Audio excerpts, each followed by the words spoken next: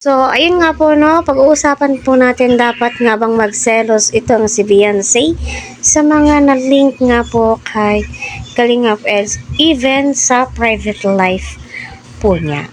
So, yan po yung pag-uusapan po natin.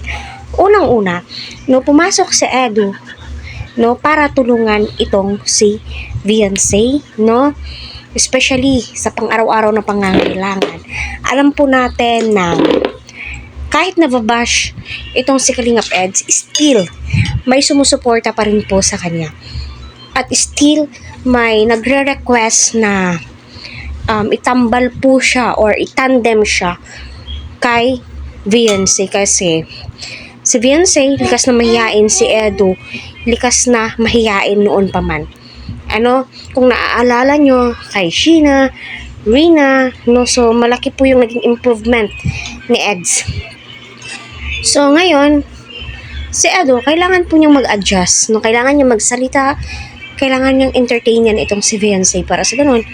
Ay, syempre, mag-click ang binuo po nilang tandem na EDC. So, yung EDC, hindi naman po si Kalingap Rab ang bumuo yan.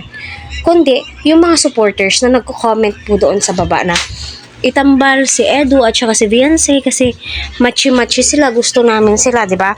So, para sa akin, no, walang dapat na ikaselos itong si Beyonce.